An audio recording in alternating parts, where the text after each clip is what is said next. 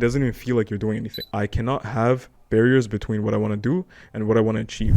I've never spoken about this on any podcast. I genuinely believe that it's just we haven't tapped into this. You say it because you think it's supposed to be said. You say it because you think it's the right answer, but you haven't really thought about it. My formula is simply gaining knowledge, seeking knowledge, and reflecting on these things. That's it. The average person doesn't even do that. To find out what you're skilled at and what you're good at, all it takes. Welcome back, everybody. This is my third episode. Here I'm joined with Mr. Faiyad Fit. He runs a successful podcast and one of the, I think, the most popular Muslim podcasts or Muslim-centered podcasts in the world. It's the realest podcast in the dunya, right? You remember that? Yeah, so definitely all of the socials for Faiyad and his group will be in the link in the description, so you can check it out. And I highly recommend you do, because if you're someone who wants to learn about masculinity, somebody who wants to better themselves health-wise, mentally, all that, check out Faiyad Fit stuff. He can really help you out. And I highly recommend him. Such a great guy. But essentially, we're here today. We're going to be talking about a lot of things. So I hope you guys stay tuned. And Faiyad, thank you for coming on the show. Habibi, assalamu alaikum. It's been a pleasure, man. Likewise. So I originally reached out to Faiyad. To be honest with you guys, like you guys know, this is a growing podcast, inshallah. And basically, I reached out to Faiyad on Instagram. And I said, hey, brother, I have a podcast. I want you to be on it. Would you be a guest? And alhamdulillah, he said yes. So here he is, here I am, and we're filming this podcast. And basically, I reached out to him because I had a few questions for him. One, because we tend to find that in the Islamic sphere or in the YouTube sphere, we don't, as Muslims, necessarily get that recognition or the representation that we need. And I feel like you guys, the Three Muslim group specifically, you guys swung in at a specific time that really gave us that representation that we need as a Muslim ummah. So I just wanted to ask you, like, what was the idea and what was the thought process behind of let's start a podcast? Jazakallah khair, bro, for hosting me. And been a real brother, bro. Real, genuine brother. Allah mabarak. Appreciate it. So I'm glad that Allah has allowed us to meet. I also wanted to firstly start off by saying, you know how the brother was mentioning that he reached out to me to do a podcast.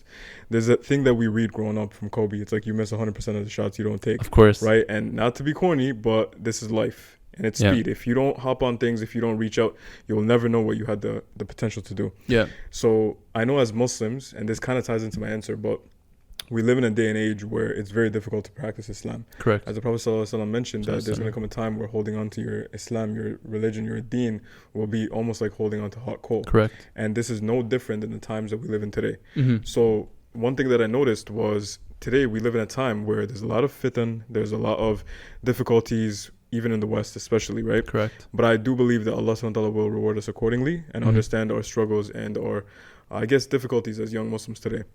But essentially how everything started was with a Zoom call. Okay. This is essentially how everything went down. Me and Anhel were friends for a while. Okay. And when I started rediscovering my Islam, as many brothers say, because we can't revert, we were born Muslims. Correct. When I started rediscovering my Islam, this was a little bit later in my life. And around this time, I was already friends with Anhel for a few years. Okay. Now, Anhel was at the time, he went through, I think, Christianity, Catholicism, all that. He went into Hinduism. He went into Buddhism. He discovered everything, bro. Man thought that religion was like the Pokemon. You got to catch them all. Eventually, I think even went into atheism and agnosticism for a little bit. And that's when everything was like clean. He was open to a bunch of new ideas. And we were already friends for many years. Okay. This is a period of time where, you know, I started becoming a little bit more practicing overtly. So it wasn't just in here, like before, Muslim by name. It's like I'm really trying to learn and practice what I preach. This is also around the time where Anhel noticed some of these changes and he himself was going through a lot of things. Okay. So we would end up talking about Islam for many nights. Okay. You know, he would ask questions like, what about this? What about that? And you would always obviously get the odd David Wood-esque type question, right? Which is misconstrued and, you know, just living in the West, that's normal. Yeah. So I did my best as a layman to answer all the questions that he has. And he was curious and he was taking it at his own pace. Right. But Allah was guiding him in the entire process. MashaAllah. Now, there was a time, Allahumma barik, where, you know, when a revert or soon to be revert, they mention if I had to pick one religion, it would be Islam. Right. But then it's like, why aren't you Muslim yet? Correct. And that's when it becomes an emotional issue. So that's when logically they've already submitted to Islam. I see. So me and Anhel, we had this one brother that we were friends with. Right. And I always mention this. I'm not going to mention the brother's name. May Allah guide him. He is a Christian brother. Very good brother. Very proper brother. and we're still till this day we're close. Not as close as we once were, but we're close. We used to travel together, the three of us. So this was the initial trio. Okay. Not Rami, Angel, and myself, but me, Angel, and this brother. Okay. I was also simultaneously friends with brother Rami. We actually met in the gym. He came to me one day and he was like, "Salaam alaikum." I was like, "Oh, walaikum salam." Like, this is, Yeah. you don't really go introduce yourself to anybody like that, right? But Right. maybe he thought I was Muslim and he was Muslim too. Allahumma barik. And he asked me if I can show him how to do this one tricep exercise. Wow. That's wallah how we met. That's how it started. That's literally how me and Rami met. Wow. So I'm friends with Angel for a few years now. We traveled together. We met up. We have our own relationship. Yeah. And this third brother, the Christian brother, is kind of noticing like me and Angel are getting like a little bit more curious about Islam, practicing Right. all that. And because Angel was very practicing or wanting to practice, wanting to look into Islam, he eventually accepted Islam. MashaAllah. And that was my first experience witnessing a brother accept Islam for the first time of his own accord. Right. Without being forced. Obviously, we don't have Yeah, we forced never conversions force anyway. yeah.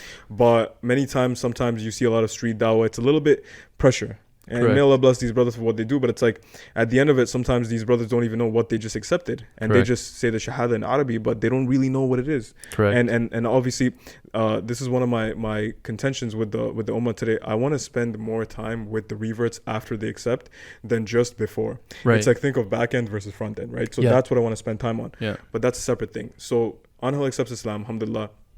And now Alhamdulillah. this brother notices, the Christian brother, he's like, okay, so Faiyad used to, just be like us, and now he's deening, now he's practicing. Yeah, now he's, he every thinks you're Friday- better than him. or Yeah, something. he's obviously, he's getting some FOMO, because he's Mhm. like, yo, this guy recruited Angel. Like, what is going on? I see. Right? And what is this pyramid scheme? So he naturally, out of FOMO, starts asking him some questions. Uh-huh. He's like, okay, well, why is God not three? Why is this? Why? And we're answering. But then every now and then he'll be like, what about off the disbelievers? What about? And I'm like, where are you getting that from? Because we Mhm. said read the Quran from chapter 1, Right. from the Fatiha, and you're all the way here in this. And he's coming up with all these Sam Harris arguments. Yeah. And Like Ben they pull Shapiro. they pick and choose They the pick and words. choose, right? Yeah. So I'm like, hey man, there's historical context here. You can't just take that as it is. Correct. But eventually we get to a point where he wants to be convinced, but he's also coming into a way where he wants to reject it. Mhm. So he's looking for things to refute with Islam. I see. And I told him, you have to come into it wholeheartedly. You cannot come into it in a way where you're trying to prove it wrong. You It's have to not come a- into it with an empty cup. It's not right? a part-time job. Yeah, and it's also not a debate, bro. Yeah. Like, I'm trying to have a conversation with you. Correct. So I'm a Muslim. Alhamdulillah, Angel's a new Muslim at that time. And this guy is just very curious about Islam, but also Mhm. kind of Islamophobic, I see. But we're doing our part. He comes to us and he wants to talk to us about Islam. There's like a back and forth thing, and we're like, let's settle it once and for all. Let's set up time.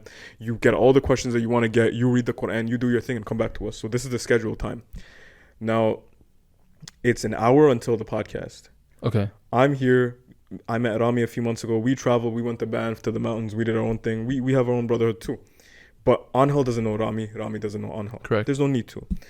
So I hit up Rami and I'm like, Assalamu alaikum, bro. He's like, Wa alaikum salam. I'm like, we have a podcast. Not a podcast. There was no podcast back then, but we have a Zoom call with Mhm. this Christian brother. And me and Angel are trying to give him da'wah. Right. But we're such laymen. And Rami at the time, he's making TikToks about things, talking about proving God's existence, proving God's see. oneness, Allah barak feek. So I'm like, let's have him on the team. Why not? Yeah. So Rami's like, I'm down. He just so happened to pick up the phone on FaceTime. Man was eating food. And Allahumma barak, Rami said, let's do it. I see. Now, at the same time, I'm like, but damn, I didn't ask that brother yet. So I hit up the Christian brother and I'm like, are you okay if it's not me and Angel, but I'm going to bring in a third brother too? Mm-hmm. He's super cool. He's young too. He's younger than all of us. And he's like, I don't really know about that, bro. I don't know this guy. Why are you bringing him? Why are you bringing in a scholar? It's like automatically he had that. And I'm like, he's not a scholar, bro. Right. He's just like us. He's a layman. And perhaps some of the answers that I could give you, they won't be as, accurate or perhaps as sophisticated as him. I see. Like Rami would be able to A little add bit more learning. add that Yeah, juice. of course. Yeah. So I was like, Rami got the special sauce. Why don't we make it happen? And alhamdulillah, he was like, let's do it. I still have this Zoom call till today in my MacBook Wow. desktop. Wow. It's the file and it's the recording. By the way, guys, horrible da'wah. When we watch that now, we're just like, what were we doing? Yeah. Like you live and you learn, you grow. Correct. It was, I think, a really long conversation, anywhere from 2 to 4 hours. Whoa. It was a very long conversation. Do you guys take breaks in between? No. It was just, we were fired up, bro. We were like Jeez. hyped and we were motivated. Bro, when you want to save a brother from the hellfire, you get some level of discipline and drive that nothing in the dunya can give you. That's no a money, crazy no point. nothing. It's a crazy point that you just mentioned, that it's like you're trying to save somebody. Like, obviously, just in terms of context for everybody that's listening or watching, is that we're not here to say that you're all going to hell. That's not what we're saying. But it's a very interesting point that you mentioned, that you're trying to reach that, like you're trying to give that helping hand. I've never heard anybody say it like that, right? It's just like, because I feel like both I guess I think they're called the missionaries, right? Yeah. So I think like those, like that groups, and like the Jehovah's Witness and all the other guys, they're always like hungry, you know. It's like they're almost giving like a sales pitch. But I'm like, maybe to the Christians that are listening or watching, perhaps that the Muslims give you guys that perception that we're giving you a sales pitch. But it's like, it's very different to hear that someone's saying, like, I want to give a helping hand to someone to help them from our perspective. So now at this point, I'm like, okay, he is clearly interested about Islam. We're talking for 2 to 4 hours. Yeah. We're hungry. And again, this is what, this brother was talking about right now, about having motivation, trying to save someone, doing something for the sake of Allah. It's not internally motivated. It's not self-centered. It's not intrinsically driven by what can I derive benefit from, but Correct. It's about something else, something bigger. It's a society. It's a community thing. It's a group thing. It's not only a communal thing, but bro, this is like eternal. It's beyond you. This is beyond me. Yeah. This is no longer about me. This is not one-dimensional anymore. Correct. So it's like they've done studies on this. If you are running away from pain, or you have something external motivating you, it's gonna fire you up more than you internally pushing yourself. So now it's a pull. It's no longer a push. So it's like if you are running towards something versus running away from a dog that's coming to attack you. Yeah. You're gonna be running way faster than if you're running towards something. Yeah. So essentially, and this is one of the things that I do with my clients at Faiyad Fit, I try to instill this type of mentality in them, that you want to be almost brainwashing yourself. And it's the subconscious things that you do, the little things that you do that get you to make change, not willing yourself to mechanically do things like pray or work out or eat right.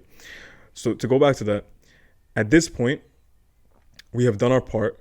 We have the sincere intention to help this brother come closer to Islam and rediscover Islam and learn the truth about Islam, clear the misconceptions. And he keeps bringing up, Sam Harris said this, Jordan Peterson said that, Ben Shapiro said this. And we realize, you know what? Despite talking for 2 to 4 hours, Allah subhanahu wa ta'ala, if he wants to guide somebody, if every single person in the world wants to misguide them, they're not going to be misguided. Yeah. But if Allah intends somebody to be misguided, and Allah doesn't just misguide anybody, because Allah mentions in Al-Baqarah that never does he misguide anybody except those that are defiantly disobedient. So because we know this, we know that if he permits and wills somebody to be misguided, Correct. If every single person in the world were to try to guide them, we can't. Because Allah says, "O Messenger, Hidayah is not from you. Allah guides who he wills," right? Correct. It's up to you to just deliver the message. Yeah. So at 2 to 4 hours in, we decide we've done our part. Alhamdulillah, he did not accept Islam. Inshallah, he can. Then it will be bigger, alhamdulillah. But regardless, alhamdulillah for everything. He didn't accept Islam. But when he left the call, me, Angel, and Rami, we talked for another bit of time. Wow. I don't remember how long, because this is like 3 years ago. Yeah. But we talked for a little bit of time, and that's when we realized, imagine one other person was on this call as a participant, not even on the screen. Just as a participant listening to this, how much benefit they could have gotten, how much they could have learned, right? How much I learned, how much Angel learned, how much Rami learned, right? Yeah. And that's what our niyyah was. I see. We were like, if we can help one person come closer to Islam, in this modern day where we're kind of stuck between 3 generations. Correct. We're trying to teach the new generation, our kids, our lineage, inshallah, to come closer to Allah, to become stronger Muslims, to become better human beings, right? But we're also trying to give dawah to the older generations too. Correct. Because a lot of them are rediscovering it in their old ages. So we're constantly like in the brink of trying to like bridge the gap. Yeah. And the younger generations, unfortunately, they're out of touch with the scholars because the scholars are speaking a different language than them. They don't understand the same technology as them. They don't understand the same fitna that they've been through. Whereas the younger ones also don't understand the old ones, right? Yeah. They're like, oh, you guys are too old-fashioned or this and that. There's sometimes many cultural things. May Allah bless our families, but many times there's cultural things that go against Islam. Correct. So to keep this long story short, we realized at that point, what if we were to just have this call and just record it? Because at that time, after that initial call with the Christian brother, Yeah. me, Angel, and Rami, we started having these calls every day. Every day. Wow. Every day. And we were just learning about the deen, discussing. It was like a halaqah, bro. I see. And we realized that it's not like, when people are like, I don't have time for this, which is an excuse, by the way, because we all got Huge time. excuse. Yeah, Correct. people are like, I don't have time to pray. Yeah. Bro, you show up so on point to your doctor's appointment. Yeah. But when Allah subhanahu wa ta'ala has prescribed prayer at fixed times, you're like, I don't have time for that. Yeah. That's the excuse, man. You somehow be honest. forget. We somehow forget. It's convenient, right? So that's when I realized we have the time because we're doing it every day. It's not going to take money, even though we didn't have finances to start a podcast or anything, because we were like, you know what? Zoom is free. And if we want to get Zoom Pro, we can. Yeah. We just hit record. Done. And that's essentially how we started. Wow. We realized we're going to have these conversations anyway, Mm-hmm. right? Why don't we make like 2 or 3 episodes to get people up to speed to where we're at? The first episode on why believe in God. Okay. Just to prove that, inshallah, no one can be an atheist after that video unless they're really like trying to cover their consciousness and their senses. Mm-hmm. After that, why believe in Islam? Okay. After that, I think we went into the Prophet ﷺ and some of the social movements that we have today that are essentially programming people anyway, subconsciously. And that's when we just resumed the normal conversations we had. We did Zoom for about 2 years, or a year, just virtual podcasts. And then, there's more funding, there's more barakah, everything's growing. Let's now meet in person. Let's meet guests in person. Let's do things a little bit more professionally. Let's have editors. Let's have a team, right? So everything started from that one. So that one brother is your answer. How did the podcast start? That one Christian brother who Allah perhaps understood that was the only way that we could have started the podcast. Correct. And our niyyah till today was just to help one person come closer to Allah. And of course, alhamdulillah, we fulfilled that. And that's why we can never be disappointed no matter what happens. Right. And so to kind of bridge the conversation here, you mentioned that in your coaching, you don't necessarily want to force people to do something. You want them to consciously do it. I remember hearing this story. I don't remember who said it, but it was basically like, when you go to there's that one guy who like went to the gym every day for a month, just went and stood there, didn't work out, didn't do anything. And then he went home, but it's like, it's that consistency of me just showing up to the gym, like at some point got me there. So would you agree with that concept? And how would you kind of instill that in a way that would kind of inspire somebody to move forward in their life in whatever aspect it may be? Boom. So very good question. The biggest thing that I will say is it's the little things that affect us subconsciously that that are going to contribute to making big results. Mm-hmm. It's not the big things, the grandiose things that you think about. It's not actually going to the gym. It's not actually getting the workouts in. It's actually not cooking. It's all the little things. Right. I'll give you a very simple example. Let's say I want to be a YouTuber, right? Very simple example. Or I want to go to the gym or something. I want to do home workouts, right? Mm-hmm. If every single day achieving what I have to achieve takes so much effort, if there's so many barriers subconsciously, I just won't want to do it. Right. So a simple example is if I have a setup at home, like a YouTube studio setup, I got the camera, I got the mics, I got the lights, everything's good to go. Right. Versus if everything's boxed. Right. If every single day I have to wake up and I'm like, okay, I now have to unbox this. Now I have to put these cables. Now I have to do this. I have to adjust the lighting. I have to do this, color temperature, all this. Bro, I don't have time for this and I don't have energy for this. And eventually I'm going to stop wanting to be a YouTuber. You'll be annoyed. I'll be annoyed. But if everything's already catered, if everything's to go, if everything's good to go, I'm not going to feel some type of way when it's time to, push comes to shove. I have to record this video. I have to bang out this podcast. I have to go to the gym and do this. Yeah. It's going to be easy. How do we apply this to fitness? Well, if your gym is a 30-minute drive away, you're doing it wrong. Okay. If your gym is a minute away, 5 minutes away, at home, in the building, in the lobby, something convenient, easy, you're good. Okay. If once you go to the gym, you got to wait for some external circumstances, like you got to wait for your gym bros, you got to do this, you got to do that. There's so much going on. Whereas if you keep it simple and there's as few barriers as possible between you and your goal, you will achieve it. When it comes to making money, it doesn't matter what you're looking at it, with what perspective. All you have to keep in mind is I cannot have barriers between what I want to do and what I want to achieve. Mm-hmm. Because the fewest barriers as possible means that there's least resistance, and that resistance is why most people don't succeed in life. It's not that they can't do it, it's because they feel like they can't. And feelings come from distractions. Feelings come from barriers. Right. As much as we want to say as men we're rational, we're logical, we're not emotional. We are emotional. And when I say emotional, I don't mean emotionally unstable or reactive. I'm talking about being influenced emotionally. Most of the things that happen, the decisions that we make are emotional. Yeah. So we have to make sure that we do our best to hijack our emotions. Because emotions, bro, they make a wonderful slave but a terrible master. Right.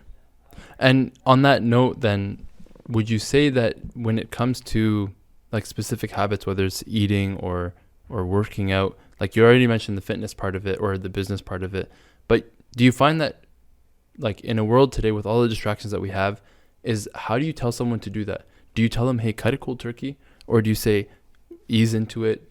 How do you bridge them to that? Like, we know that now that you have to have your environment set up properly, right? You want to make sure you have clean space, right? If for example, you're a writer, you want to make sure your desk is clean. You have pens ready at the ready. You have your book, you have this, and you have something that you can like trigger your thoughts, right? But how would you tell someone to get there? Because the thing is, this is just me kind of going on a small little tangent, but people are hesitant to change. People don't like change, right? And I think like me starting this podcast for me was a change, and to push myself to even reach out to you was a change. And people I think are afraid of that, but how would you tell someone to instill that change and to instill even that baby step of just put a brand new pen on your desk tomorrow morning, or like set it up tonight so tomorrow morning you can get going? How do you get someone to take the baby step? Alhamdulillah. So my goal, what I do for a living, is literally do this for brothers so that they don't have to worry about how to do it themselves. But if you don't want to work with me, if you want to figure it out yourself, if you want to take time to do it and you want to do it because, a lot of people, they just want to figure it out themselves. And I was one of them. I didn't. First of all, when I wanted to reach out to help, there was no one to reach out to help. And we can talk about that in a bit. But my best advice that I'll give anybody watching this, if you want to achieve something and you want to get that momentum going because there's too much inertia, you have to quite literally hijack your brain, brainwash yourself to do things in such a small scale that it doesn't even feel like you're doing anything. I see. So I always talk about this with my clients. It's called little victories. Correct. When you wake up in the very beginning, in the first couple of days, making your bed has to be on your to-do list. I agree. Because the average person doesn't even do that. Yeah. So if you're making your bed, this will be especially good because you're already doing something that you should be doing. Yeah. And it'll be something that you check off your to-do list. Eventually, it'll be something bigger. So in the beginning, those that are so stuck with inertia and so much apathy, they can't get anything done. In the beginning, it looks something like, so I always have the rule of threes. I always tell them there's 3 things we're going to focus on today. Okay. They're like, Akhi, I can't do that. I have all these things. I'm like, okay, listen, no. We're starting today. Only 3 things. That's it. Keep it simple. Number 1, make your bed. Right. Number 2, brush your teeth. It's literally that, like baby steps.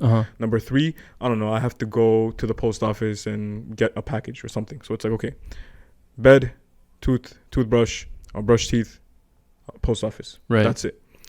Eventually, it becomes something over time because we try to do 1% better every day. Eventually, it becomes something like make a video, make my $1,000 for today, which is a minimum today. And then number 3, it's going to be to have this difficult conversation between some guy in the community and someone else and someone struggling with their faith or whatever. It's like 3 big tasks. Right. But it all started from that small scale microscopic thing. Eventually, if you have something big like that on your task, it's not going to seem big. Right. But in the beginning, if you tell somebody that's just completely like just cracked out from TikTok and substances and all this today, may Allah make it easy on them. But this is the average person. Yeah. This is the average Jeffrey that we're dealing with today. I see. We are dealing with somebody that has not really been used to thinking for themselves. Right. This is something we were talking about, on that one day, that most people think what other people want them to think, what society wants them to think. So it's very difficult to think for yourself. A simple example of this is I was talking to one of my clients and I asked him a question, right? Because I disagreed with something he was saying. But for me, I'm very curious. I'm not so arrogant that I always think, I know better than everybody. Right. We can't be like that. So I'm like, maybe he's seeing something that I don't. So I asked him this very sincerely. And he gave me what I call a canned answer. Okay. So a canned answer is something that society tells you. It's something that they program you with, like i.e. flatten the curve or whatever. You say it because you think it's supposed to be said. You say it because you think it's the right answer, but you haven't really thought about it for yourself. You were told it's right, but it may not necessarily be right. Exactly. You were told. It's kind of like when some brothers have a difficulty grasping an Islamic concept that we could grasp, because many things we can't, right? We don't have the mental faculties to grasp it. Correct. Therefore, Allah subhanahu wa ta'ala didn't even reveal it to us. But the things that we can, let's say we can grasp it, and somebody says, Allah knows best. But it's like you could have actually explained it to them in a way that they could have understood it. Right. So I'm not saying that's a canned answer all the time, but sometimes it is. Like we should actually do our part to try to care about people and explain to them when we can. Yeah. So with this brother, I asked him the question. He gave me a very canned, generic, pre-programmed answer. And I was like, And I asked him a follow-up question about the answer itself. Mm-hmm. I said, how does this make sense, bro? And he was like, I never really thought about it like that. Yeah, he just and he stumbled for 10 seconds. And I was like, good. The first time in a long time, you're clearly thinking for yourself. Right. I like that. And that's how you make change. I so see. Oftentimes it's unlearning the things we've been told and relearning it the correct way. I Another client of mine, Allah Mubarak, you know who you are, shout out to you watching this. He is right now talking to the sister for the intention of marriage, right? Nice. This is what, everything's good. You want to talk to the wali. And, sometimes brothers get into the mistake of talking too much with a sister before marriage.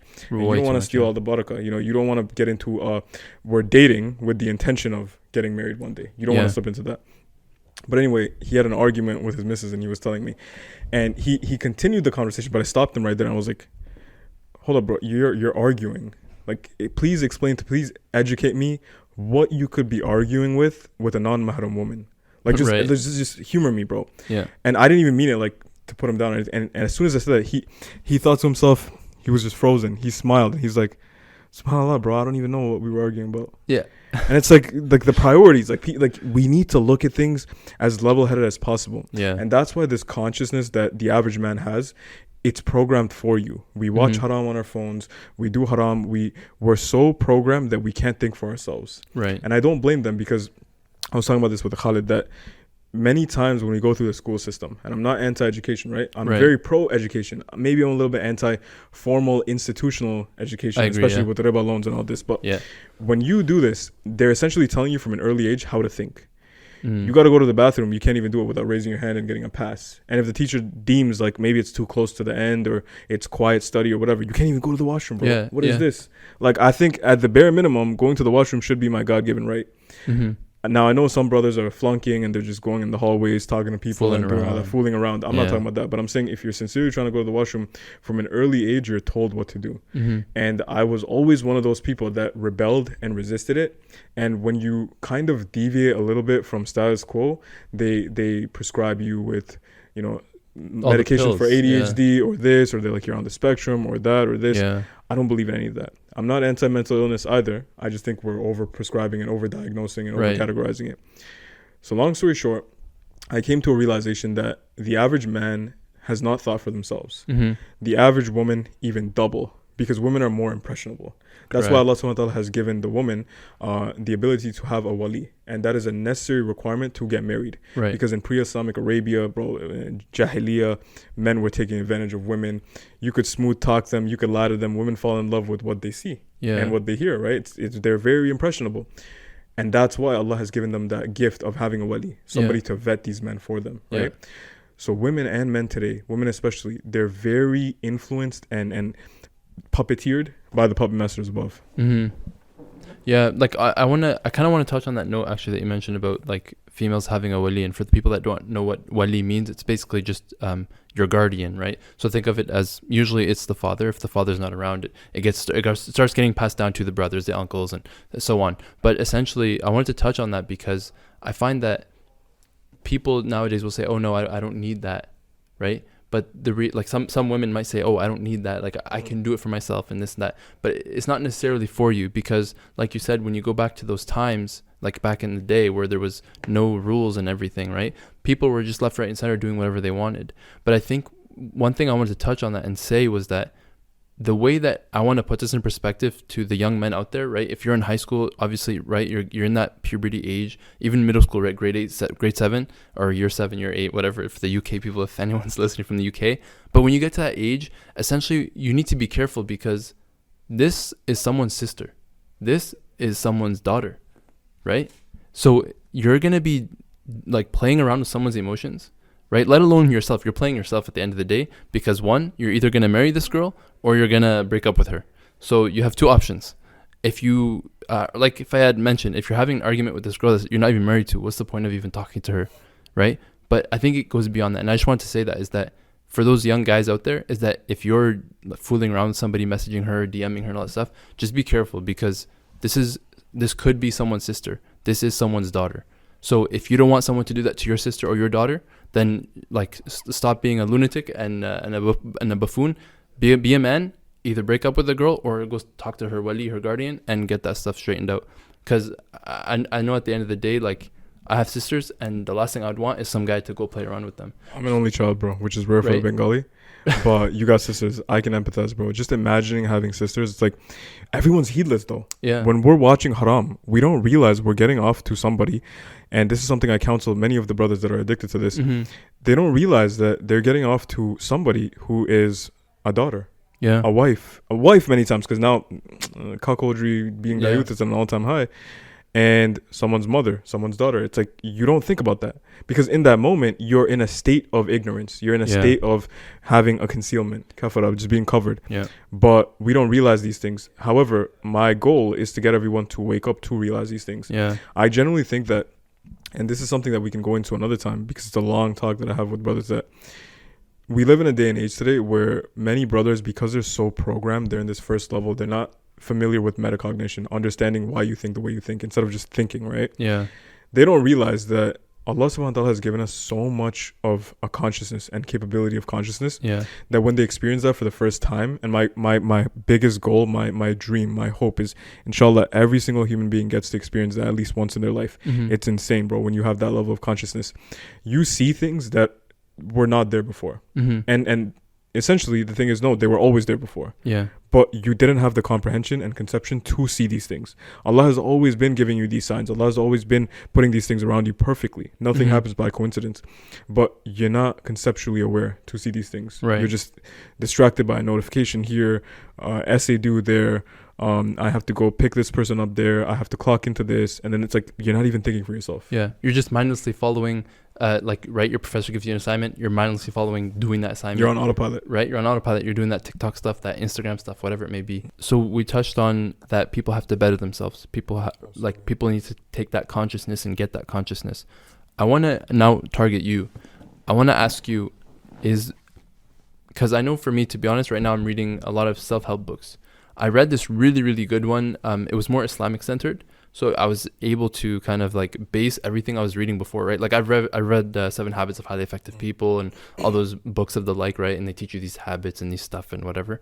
But then I came across this one that's Islamic centered. So the author, she like puts like Quranic verses, and she puts like mindful things that you can think about of your life, right? And it's like, for us as Muslims, we have roles to play, and you have to break down your life into roles. And essentially, as a Muslim, our role is we have to be a good Muslim by praying 5 times a day, Yes. following the Sunnah and the Quran, all that kind of stuff, right? And essentially, I found that very insightful, because in those other books, right, like Atomic Habits, 7 Habits of Highly Effective, I keep going on, right? All those books, they never tell you that, where it's like you have an obligation as a Muslim. So you kind of read these books like, oh yeah, I can do this, wait, but then you start thinking to yourself, do I skip my salah? Do I skip Ramadan because I have an exam, I need to be focused, I need to eat, right? So I want to ask you did you read any self-help books? Did you go through any of those? And do you have any tips or advice that you can give to somebody who maybe is trying to get to that next level, is trying to read those books, but feels a disconnect with them?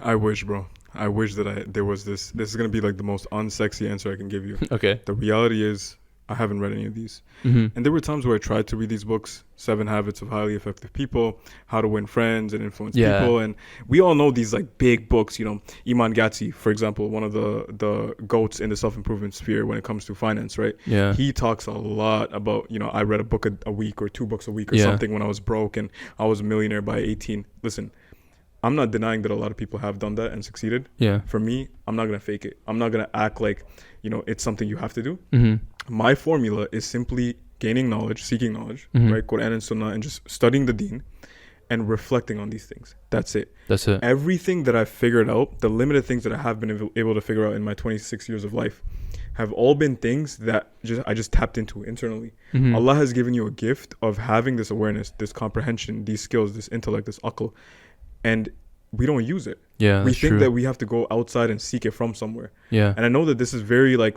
a lot of people expected like there's this one book or this one like, I'm not denying that there's beneficial things. For Yeah. example, when it comes to business, Alex Hormozy is the guy. Yeah. Allahumma barik. You got to read his 2 books. Very good stuff there. But even then, majority of the things that I know in business are not from any book, not from Hormozy. It's from what you've practiced. Not even that, bro. No? It's just things that Allah has revealed to me. I They're see. just things that I'm in sujood. I'm like, Allah, I have this issue. help me see this a different way, help me see that a different way. Subhanallah. And like Allah just over delivers every single time. Because is there not a hadith Qudsi, bro, where Allah subhanahu wa ta'ala says, you know, in the last of the night, basically when he descends, right? Correct. Who will call upon me that I may answer them? Who will ask me for forgiveness that I might forgive them? Who will ask me for provisioning that I might give them? Yeah. Right? Do we not already have these things in front of us? Yet we think that there's some book that will miraculously give us the answers that we're looking for. Yeah. So for me, I'm going to reiterate this. I'm not claiming to be special. I'm a nobody. Wallahi, I'm a nobody. Yeah. But every single human being has this in them. They just haven't tapped into it. Correct. And the biggest problem is they don't even realize this gold that they're sitting on that they can tap into. Yeah. Because they think that, I was born in the wrong zip code, bro. I was born to a different tax bracket. I was born at this skin color or that. And I'm like, bro, it doesn't matter. Yeah. Allah subhanahu wa ta'ala has created everybody with the potential to be great. And I genuinely believe that. It's just we haven't tapped into this. So to kind of give you more practical things that I do, aside from, you know, because there's no self-help books that I can recommend, unfortunately. Right. I wish there were. But the biggest thing that I can tell you, number one, is your prayers have to be on point. Hayya ala salah, hayya ala falah. Come to salah, come to success. Right? How many people are actually taking their salah seriously? Right. And because this is a reminder, first and foremost, to myself, because I'm working on this just like anybody else. Right. I can always be better. I can be a little bit more on point with my prayers and the timing and everything, right? Just like anybody else. So when I realized that this is something that I'm making excuses for, and this is something that I'm like, you know what? We all know, bro, how it feels like when, you know, according to scholars, you can pray from this time to this time, even though, you know, Allah has made these prescribed, but it's like, technically you can pray Dhuhr until Asr and this, you shouldn't delay it, but it's like life happens, and then we think we're all that one person that has that excuse, right? That victim mentality. Yeah. And you begin to justify. Yeah. But deep down, we still know it's wrong. You know? Yeah, you have this subconscious feeling. You're like, it's like sometimes when you delay a prayer and you're like, wait a second, I should probably get up and pray. But it's like, no, I'm doing my work. Like, right, like the shaitan comes and plays with you, and it's like, oh no, you can finish your word essay, finish it. But you're like, no, I need to pray. Like you have this internal that battle with yourself. But it's like you just have to get up and do it, you know? Boom. Because how am I going to get a job and provide for my wife and provide for my family and my kids and my boy and my girl? It's the whispers. If I'm not finishing this essay, if I don't graduate it. But who's Arazak?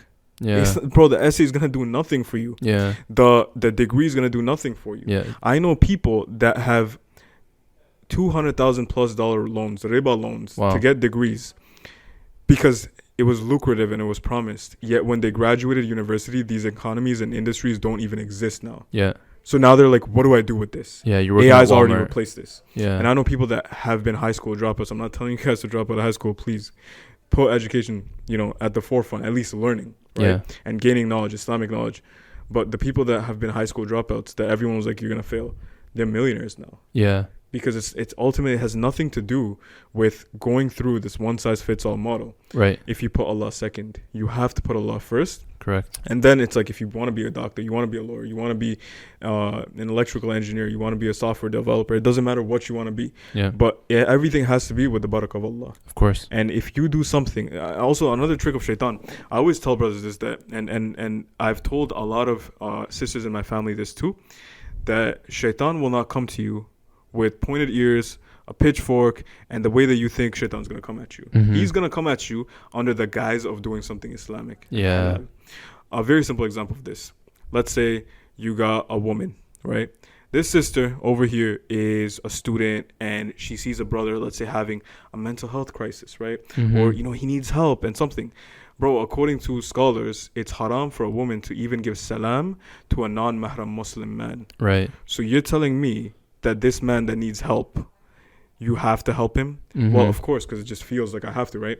So she'll help him. That's how shaitan's going to come at you, right? Yeah. Man and a woman are not alone, except shaitan's the third person in the room. Yeah. And then now they have that, she has this emotional like buy-in, this investment, this attachment. Oh, I have to help him with this and that. And then everything grows. Yeah. I've asked many brothers, how did you meet your wife? And you know what they told me? This sister reached out to me asking for nasiha. Oh, man. It always starts with that, bro.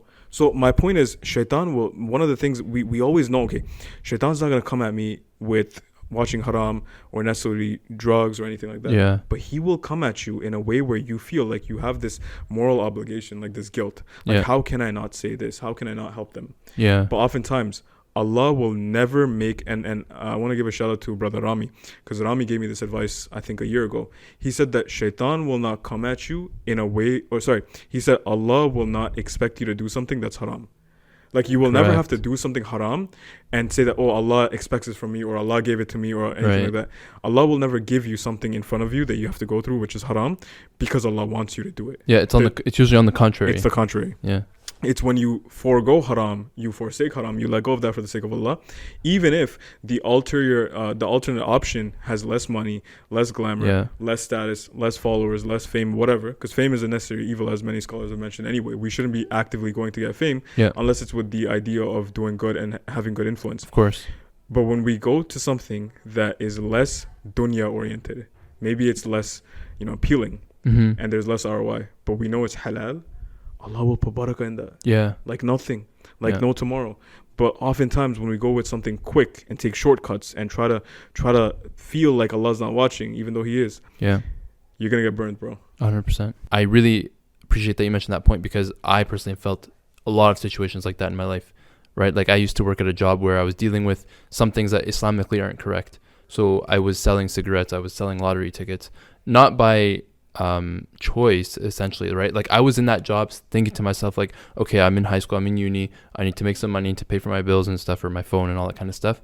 And it's like, okay, I just need to work this job to make some money, right? It's like, oh, it's just a pastime. And I kept giving myself that excuse until one day I had left the job for a while, and then I went back to it because I was like, okay, I wanted a part-time job on the weekends.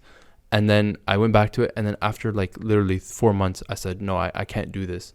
And as soon as I quit, I was like, man, I'm going to miss out on whatever. I think it was like $800 extra a month, right? But like, as a uni student or as a high school student, that's a lot of money, right? Like, you could do a lot with 800, especially that young. I guess, new graphics card, new PC, whatever you want. But essentially 4 months later, I didn't have anything. And then, like, subhanAllah, I don't know what happened. I got a job that was paying double and everything. And it was also a part-time gig. So like, I was doing something on the side plus a part-time gig of that. And like, my intention, obviously, I think we should spin this conversation back to your intention. And maybe I'll ask you a question about that, because when it comes to intention, you kind of actually already touched on intention a little bit, but is that my intention was to leave for the sake of my religion, because I knew that I was being compromised a little bit, right? But I had the devil in there saying, oh no, it's okay, you can do it, it's okay, you need this money, you need this work, right? But as soon as I left it, I still had that feeling of like, oh no, you shouldn't have left. But then 4 months later, I got something that was paying me double an hour. You know what I mean? Like, it was paying me minimum wage doing that job, and then I got another job somewhere else, and that job was paying me double an hour. So I was making like $24 an hour as a second year uni student. That's bank, bro. You know what I mean? Time. Yeah. Absolutely. So it's absolutely insane, and I really appreciate that you mentioned that, because I'm not sharing this story of myself to kind of gloat to you guys. I don't work at that job anymore, either job, to be honest, but I'm not sharing that to gloat, but I'm just showing you that from the stories that Faiyad is telling us, and from my story right now, I hope that you guys can extract that these things have happened, and these things will happen, and they do happen, and they continue to happen, obviously, until basically we're all in our graves. But in terms of intention, I see that you kind of have this, I see that in your businesses, in your podcasts, and in your personal business, you have a very clear intention, right? You have this very clear set mind that I want to help people out. I'm doing this for the sake of Allah, for the podcast and all that kind of stuff. How would you tell somebody to find their intention? Because I know sometimes you might have, we already talked about people who might be struggling with their deen, who are trying to pray, struggling to pray, right? Whether it be on time or they miss them completely. But how do we kind of instill that inspiration to start a change, right? And to create that intention, or to create that pure intention, because intentions can both be good and evil. So what can you say on developing a good intention? I'm going to give you the best 3-dimensional analysis that I can. Okay. I'm going to break this down into 2 different facets, right? So the first one is going to be Islamic and Allah. Okay. And the second one's going to be our own reflection, pondering, tadabbur, all that. Mm-hmm. So the first thing is, again, going to sound so unappealing to many people. They just want a quick pill. But come back to Allah. Mm-hmm. Ask Allah, what is my intention? What are my skills? What's my purpose in life? Yeah. Obviously, aside from to worship Allah subhanahu wa ta'ala alone. Mm-hmm. But what is my mission? What is my craft? What is something that I'm good at?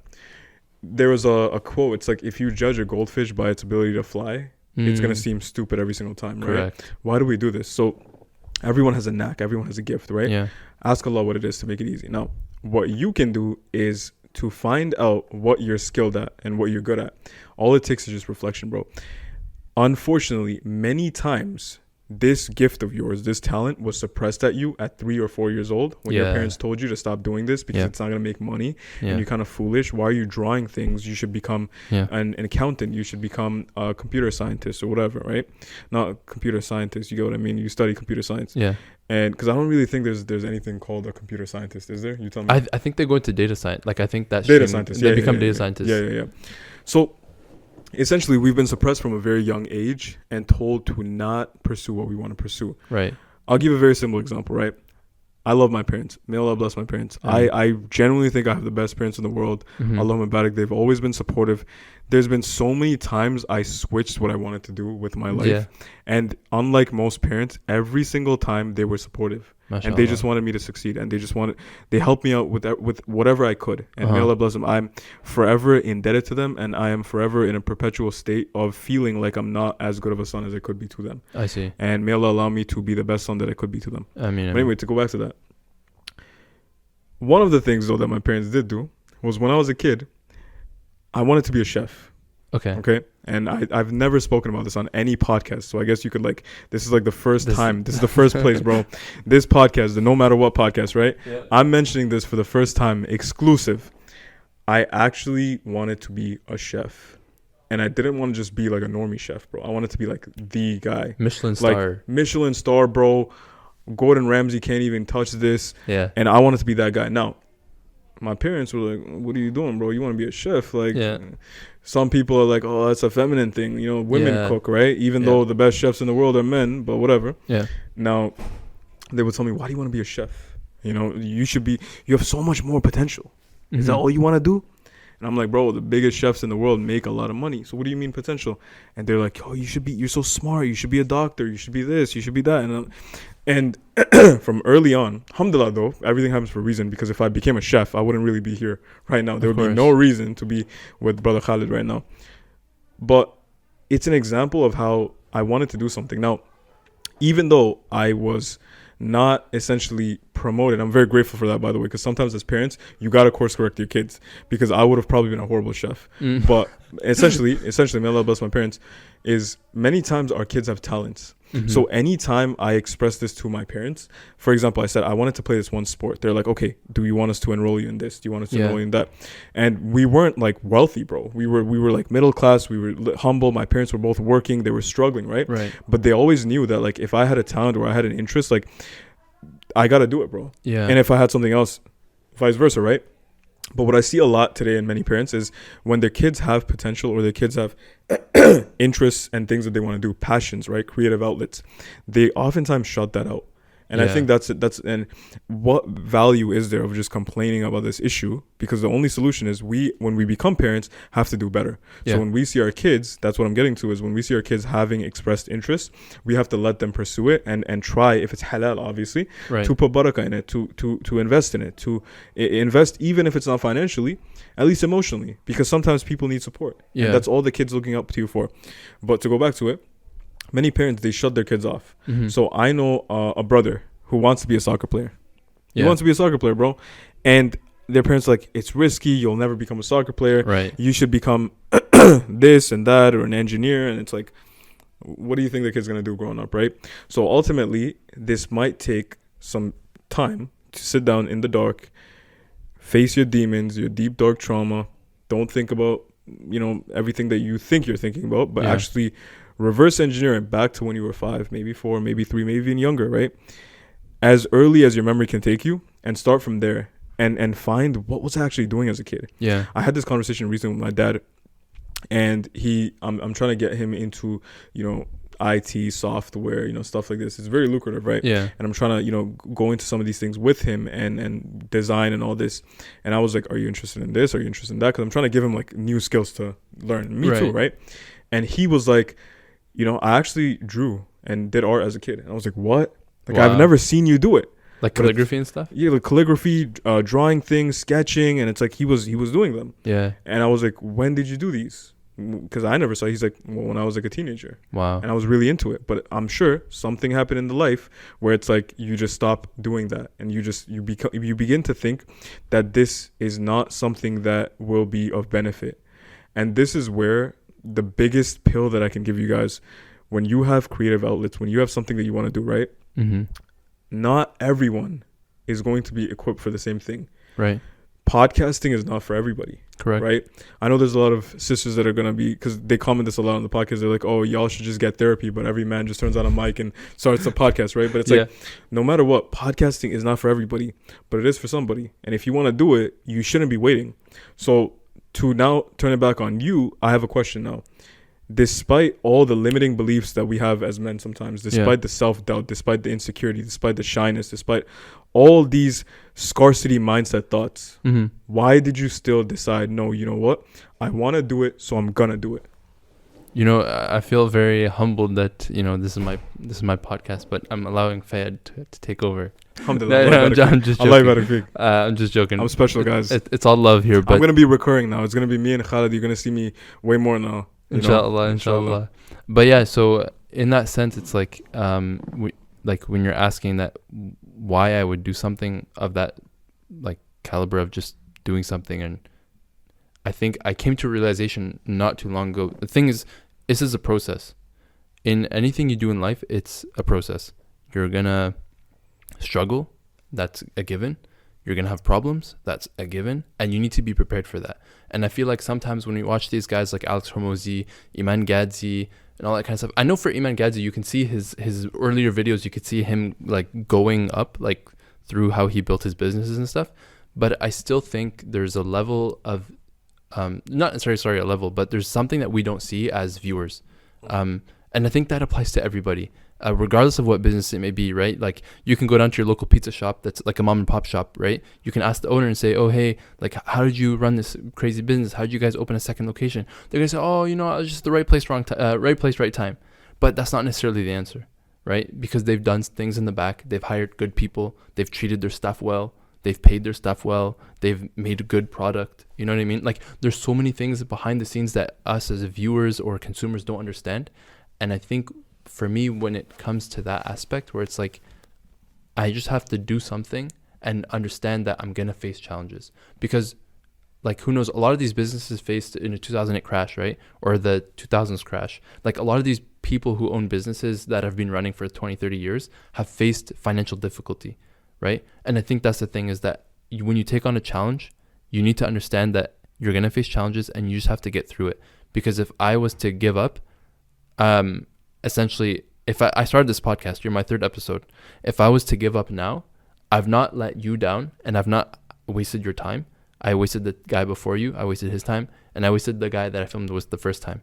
I'm not necessarily I'm using them as a motivation, as an accountability, right? Because you're not going to message me next week and say, hey, where's my podcast, right? You have the expectation, or you have the like the pressure of, I took my time out of my day to meet with me, right, as the host. So where's my content? Where's my film, right? If I just leave you in the dark and say, okay, thanks, Faiyad, you know, peace out, I'm going back home, you're going to be like, yo, what the heck? You just wasted my time. Okay, kind of. Not really.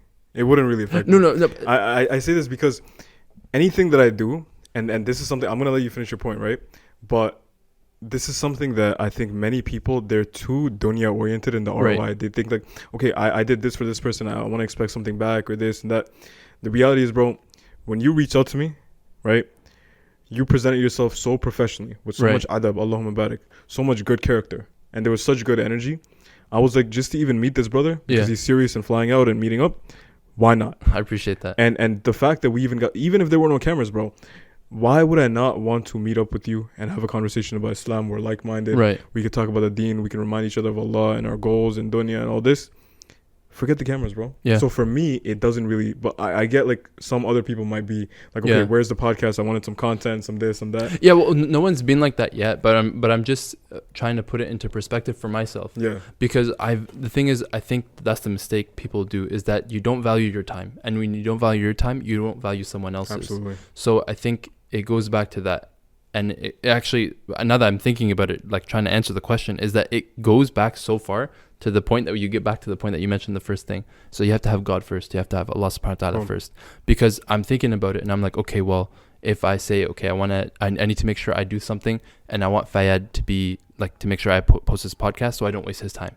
But then you mentioned that we hold our doctor's appointments to a certain level, that we disrespect our God-given rule, right? We disrespect our God-given, like, I don't know what's the word, but I'm missing the word here, but it's like, God or Allah subhanahu wa ta'ala has given us 5 daily prayers, right? But we make sure that we get to our doctor's appointment 15 minutes early, but we don't go make wudu or ablution 15 minutes before the prayer, right? We wait until we have 15 minutes left. So it kind of like, it trickles, like now that I'm thinking about it, is that I want to answer your question, but it ends up going back to that.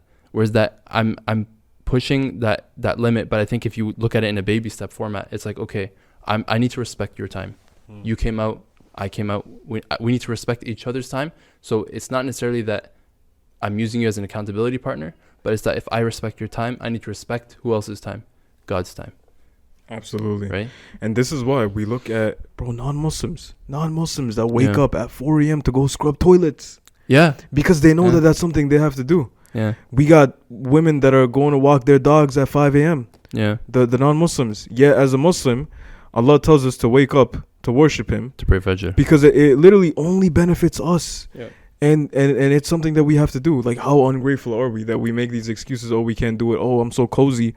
Bro, they wake up to scrub toilets. Yeah. And because they see value in it. Yeah. So ultimately, if you don't see value in something and you don't have knowledge in something, I think that forcing yourself and willing yourself to do it, although you could pray, I'm not denying it. You could end up accomplishing 5 out of 5 for a long time, if not always. But you're gonna be pushing yourself. You're not gonna be pulled to do it. And to be pulled to do it, you have to understand why you're doing everything. Yeah. Ultimately, study the deen, get knowledge, seek Yeah. knowledge, reflect, take time. I think that this is something that it might sound controversial, because a lot of brothers, they're going to say, no, you should maximize all your time to seek knowledge. I divide the time that I have to seek knowledge into 2 halves, into 2 parts. Yeah. One part is actively seeking knowledge, and the other part is just digesting it and thinking about what I learned. Of course. And many brothers, like, let's say they have 14 hours a week to study the deen, right? 2 hours a day, not that much time at all. Because I think even the students of knowledge, to be considered like mashayikh, bro, you got to be clocking in like a full-time job every day, right? Just subhanallah. Like, we pale in comparison to that. Of course. Now, 2 hours a day. What I would do if I had 2 hours a day, 14 hours a week, I would spend 1 hour a day actually studying Islam and 1 hour thinking and reflecting. Right. Because if all you're doing is memorizing, reciting, or learning and all this, but you're not giving yourself time to connect these dots, that's why sometimes we don't know why we do the things we do, why we have the phobias we have or anything. When you go to therapy, essentially what you're doing is you're paying somebody to connect these dots for you. Yeah. But you could do it for free. You could do it with no energy and no time, just at home. Yeah. Just give yourself the space to just relax. And the thing is, we have overstimulation as a pandemic today. 100%. We wake up from the first second on to what? A notification or an alarm. So this thing, that phone, is what wakes you up in the morning. It gives you that first buzz. Horrible alarm, horrible way to wake up. Because imagine, like, it's such a luxury to think that you would sleep through a whole night of rest and naturally wake up. It's a luxury. But anyway, we wake up in the morning, we get up, we scroll for like 20-30 minutes before we finally roll out of bed. We go to work, we do a whole day just being pulled at the seams to one stimuli to another stimuli. We come home, and many people, unfortunately, they're scrolling until they fall asleep, to the point where they're falling asleep with their phone. Yeah, and you have that loop of music or whatever it may be in the background. Boom, that's it. White noise generator, music, whatever, yada, yada, yada. You wake up in the morning, wash, rinse, repeat. This is the average life. Yeah. Nobody actually takes time to think. And the thing is, I want you to think of it like a cup. See, your thoughts are into a cup, water being flowed into the cup, right? And the water are your thoughts, and the cup is essentially like how much storage or capacity you have. The reason we have anxiety, the reason we have depression, the reason we have a lot of these mental illnesses and problems Yes, there are actual legitimate illnesses. I'm not going Mhm. to deny that. Like, you got Alzheimer's, bro. You got beta amyloid plaques in your brain. Like, MRIs and brain scans can find that. So this is no longer like you're just thinking wrong or something like that. Yeah. But I'm talking for by and large majority of these disorders that they just prescribe medications to, right? And this is not medical advice, by the way, because I'm not a medical practitioner and I'm not going against anything that your physician is going to tell you. Mhm. But you have overflowing thoughts and you're not taking time to just think about it. Yeah. You know, like the way that you have working memory in like a computer, the RAM, right? It's like 8 gigs of RAM if it's like a good thing, maybe 16 gigs, maybe 32 gigs. Yeah. SubhanAllah, like max, right? And that's essentially how much like processing power and just like functional capacity you have to deal with tasks in the moment. Mhm. And sometimes we get overloaded. So if you had all these tabs open on your computer, or you have all these things that you have on your desktop, Yeah. and you're not putting it on cloud storage, it's just taking up memory in your device, is gonna get slow. Right. You ever feel like that fan turn on in the computer? It's like, Yeah, you hear the fan, and it's like overclocked. It's not meant to do that, right? You're trying to do Adobe Premiere Pro in like a '03 Toshiba. It's not gonna work, right? Yeah. Now, what do? You put everything on the cloud, right? You put everything somewhere else. You unpack it, and then you clear off this nonsense, this one copy, right? And the computer's just smooth now. Yeah. Everything's good. It's smooth sailing, right? You know how when you get a new phone, like the battery's so long, Yeah. and the storage is so on point, everything's good, no glitching, no lagging, right? But it doesn't happen with your phone, does it? Or your laptop. Now, the reason why is because we're no different. Yeah. Now, I know you're like, okay, but why are you comparing us to a machine? Bro, we are literally electrical beings. Yeah, we're Mhm. spiritual beings, but I'm talking about our physical body. Our nerve impulses, you can literally like track it to the millivolt, right? Wow. So we have all these electrical signals going through our body. And the problem is, because we're electrical beings, we are not discharging this energy.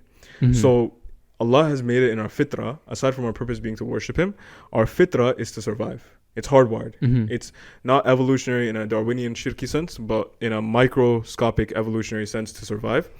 We have to survive no matter what. Right. And I guarantee you this, if you take time to just look back into all these things that we're thinking of, right?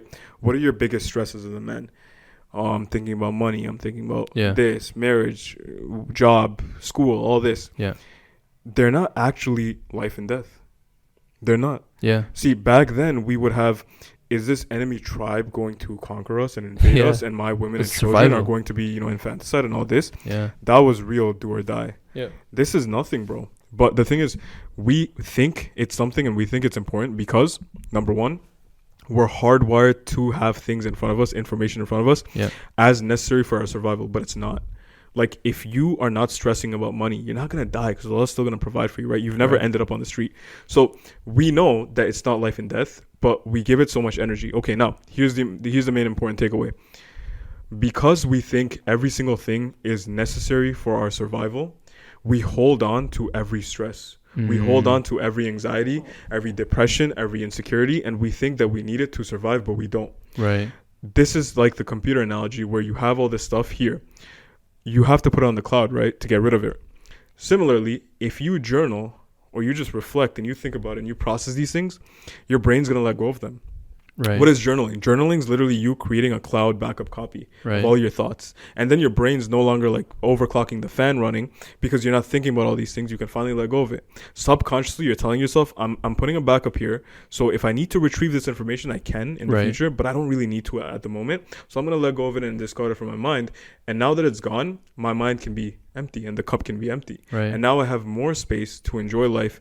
And that's when you get that consciousness and comprehension that I was talking about. Right. It will not come if you're in rat brain, lizard brain, instinct brain, just thinking of one thing to another notification, stimuli, nothing. Mm-hmm. You have to let go of everything completely and take it back to that. I myself personally, sometimes you guys will watch videos of mine and you could tell like I'm more grounded than now.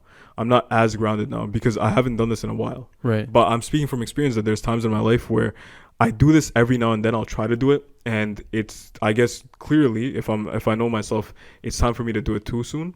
Where I take a phase where it could be a month, it could be 2 months, Right. and I'm gonna do a cold shower every single day because a cold shower is essentially a stressor. Yeah. It's an adaptogen. So when you take a cold shower, it adds micro stress to your body, but what it does is it helps your body adapt to that stress. Mm-hmm. So think of it like you're going from 8 gigs of RAM to 16 gigs of RAM. Yeah. SSD, like you got more storage, more space. That's what a cold shower does slowly. Simultaneously, I'm also gonna not meditate in like a kufri sense, but just take time out every single day to just reflect, think about my thoughts, think about some of the things that happened, and all these things will come up. Allah will give you a lot of these things that you have not processed. Sometimes childhood trauma might come up, and you gotta process it, right? Yeah. All these things happen, and simultaneously, I'm also going to have the cleanest diet that I can, a whole food diet. I'm talking like as paleo as you can, like the real paleo, right? Okay. I will do that for 2 months. And it's like a complete reset. Yeah. Once those 2 months are done, I don't even feel like the same person. It's like a full body cleanse. Full body cleanse. Like in terms of iman, all time high. In terms of productivity, all time high. Wow. Your focus is gonna be like after a dopamine detox. It's crazy. And you can throw in a dopamine detox in that 2 months too if you want. Sometimes I do that. Once I'm done, I'm good for like a year. Wow. But now, because I know myself as well as I try to, I know that I'm not as grounded as I normally am, or as I could be. Yeah. So now it's like I've been thinking about this for a while now, and I guess the fact that I'm talking about this on a podcast, I'll take it as a sign from Allah. I'm going to do it soon. Might do it for a month or two. Inshallah. Ramadan soon anyway. Why not? More time, more reflection, more barakah. Yeah. And then I'll be straight. So this is something I personally do, and it's a practical thing because we are just running on autopilot. And you know, how many times do we wake up every single day and we go on our phone and we go to the notes app and we write all these things that are important, right? And we don't want to forget it, right? So we just write it there. But it's like, bro, if that note file were to get deleted tomorrow, you wouldn't even notice. Yeah. You'd be like, bro, what did I even have on that? Exactly. Like, it's not even important. Yeah. Yet you write all these things down. You open all these tabs because our brains just know that we're so over flooded. We need to just delegate it to a later time. Yeah. But you don't even need that, bro. It's understanding that 1400 years ago, at the time of the Prophet ﷺ, nobody had these things. Yeah. And life went on. They didn't have Instagram. They didn't have social media. They didn't have online this, Shopify, this, that. And everyone was fine. Right. So why don't we just take it back to a normal, natural state of life? And you'll notice that your anxiety and your worries, everything goes away. And then you unlock that consciousness that I was talking about, not in like some like clickbaity sense, like do this and you awaken your things, some new age stuff, but you unlock consciousness to the point where you will notice things that you never did before. And if it's going to be deen, if it's going to be memorization, if it's going to be studying for the MCAT, if it's going to be starting a business, if it's going to be to make $1 million, everything just becomes so achievable now. It doesn't look like it's impossible now. It doesn't look like I'm fighting against the grain, constantly going against the current. Yeah, when you have that presence, that consciousness. Yeah. Well, I mean, Faiyad, I definitely want to have another meeting with you, man. Like, the conversations we're having are very in-depth and very, I think, not necessarily inspiring, but they're very provoking in a sense that I feel like anybody listening or watching is definitely going to, and this is what I think, I'm not telling you what to do, but this is what you should do, is that you should take what Faiyad has said here today and really look into yourself and definitely start to instigate that change. And definitely, if you need that help, you can reach out to Faiyad. He has a service. Everything will be in the description below. So you can reach out to Faiyad and see how he can help you in your progress. Because if there's anything that we both know, is that life isn't easy and life has challenges. And definitely, if you don't know where to start, having somebody helping you out is definitely a good way to start, especially with the perspective that you bring. So thank you, Faiyad. Thank you, Faiyad, for coming to the show or being on the podcast. And hopefully we'll have you on again, inshallah. And basically, for everybody watching and listening, definitely check out Faiyad's stuff. And make sure you guys check out for the next podcast. And thank you for listening. And assalamu alaikum. Wa alaikum assalam wa rahmatullahi wa barakatuh.